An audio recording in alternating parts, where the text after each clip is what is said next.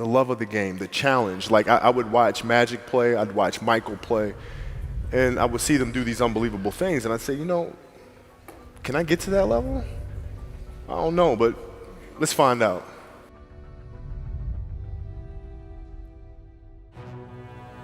Extremely curious. I had a great teacher in high school. Her name is Jane Mastriano, who I'm still very close to. And she sparked my curiosity in writing. And the reason why I felt it was important at the time was not for the writing's sake, or not for storytelling purposes, but there are things in story, inherently in story, that can help me be a better basketball player, be a better teammate, a better leader, understand emotions better. So that's why I got into storytelling actually. So it's just insanely curious, man. And trivial things weren't going to pull my attention.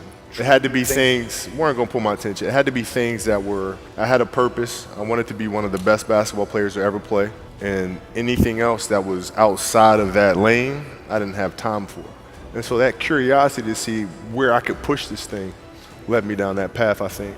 At the time, I didn't really understand that, right? So, basketball for me was the most important thing. So everything I saw, whether it was TV shows, whether it was books I read, people I talked to, everything was done to try to learn how to become a better basketball player. Everything. And so when you have that point of view, then literally the world becomes your library to help you to become better at your craft. Kobe Bryant was one of the best basketball players of our generation. He had a passion for becoming the best basketball player from an early age of 13. He didn't let other distractions deter him from greatness. He said that he was always focused on one goal, and that was to become the best basketball player in the world. Everything he encountered was there to help him learn on a daily basis. He encouraged others to set high goals for themselves and to always accomplish them. Remember that everything has a purpose, so always strive to work at 100%.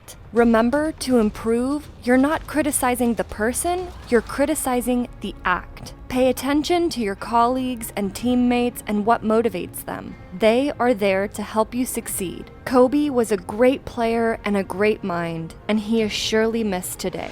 I had goals, I had expectations and things I wanted to accomplish, and so the outside world could not meet that for sure. I knew I wanted to win 5-6 championships. That was my goal. For me to come out and say that, people would think I was a lunatic.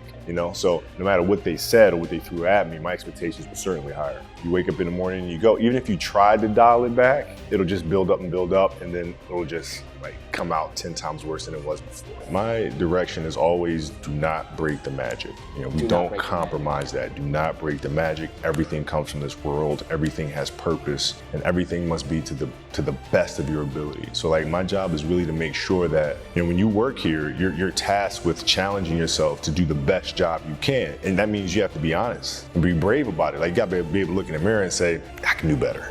I think you have to listen, and you have to pay attention to what your colleagues or teammates are saying, and what are certain things that drive them, certain things that motivate them, that trigger them. How you were raised, where were you raised? He'll read every interview, and he'll learn about you, and gives him a better understanding of what's motivating you, or what your insecurities are, right? And then it just helps him communicate with you better, or even push a button here if he needs to. Because that forced me to sit there and say, okay, the day could be today that your career is over. You have these ideas about doing something with your life after basketball, but what if today is the day that's it? Now what do you do? I think stories is what moves the world. Whether it's an inspirational story, it's an informational one.